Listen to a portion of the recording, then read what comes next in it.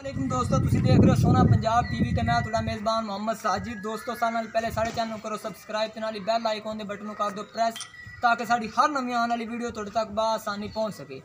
अज तुहाडे वास्ते दोस्तों पैलन झोटी लैके आए हैं जो कि जिंदा कि एक सूआ मरिया होया झोटी है। पैलन ने मालकां दी इस चीज़ की गारंटी भी इसी पैरे पैलन ने वो कहते हैं जिथे मर्जी चेक करा लो। तो यह पहले कैमरामैन सा झोटी का मूँह दिखाओ। देखने च दोस्तों मझ लगती है लेकिन मालकां का कहना भी मझ नहीं है पैलन झोटी वो तो थाना तो अंदाज़ा ला के देख लो दोस्तों। माशाल्लाह चिट्टियां सफेद अखां ने थोड़ा जाता इत्थों मत्था चिट्टा ते मुड़े सिंह ने ते काली कट झोटी है। कैमरा मैन साहब जरा को आगे चड्डा भी दिखाओ।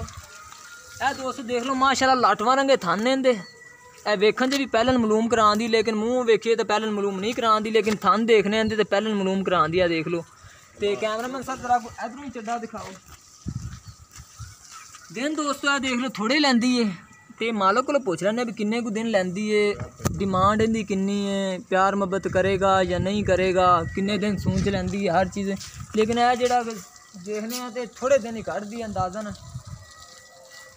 मालक को आप इनकी कीमत मलूम कर लें। सू माड़ा को इधर टोर इधर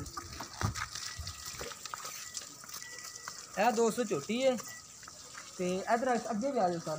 कैमरा में सर थले ना डै चिड़दा थले ना दहा दो बस ठीक है। फिर हम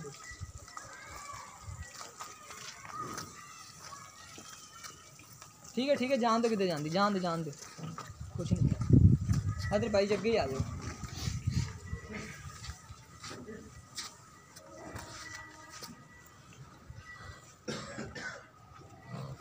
हाँ जी भाई की नाम है थोड़ा इधर अगे आ जाओ। जाहद जी। जाहद हाँ जी। जाहद भाई दसो सूंच कितने दिन लगी? 3-4 दिन लगेगी। 3-4 दिन मैंने तो लगता है मैं 2 दिन कट दी यार गलत नहीं है। चलो 3-4 दिन या 2 दिन 2 दिन शाम के सूप बड़े सूप तैयार है सून ते पहले ने एक सूआ मार गई सी सूआ यार देखन जे पहले मालूम नहीं करांदी तेरी पहला सूआ सुना इन्हें जी।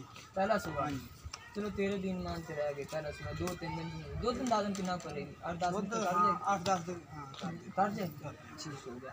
तेरी प्यार मोहब्बत की कीमत कितनी है? ये 2,15,000 2,15,000 रुपया तेरे प्यार मोहब्बत कर लांगे। दोस्तों पैलन झोटी है 2-3 दिन सून से लैंदी है। मालक का कहना भी एक सूआ बई मार गई सी ते ए दूजा सूआ मैं समझ लो भी पहला सूआ लेकिन एक सूआ मार गई सी ते हुण दोबारा तो असीं गब्बन कराई ते सून नूं तैयार है।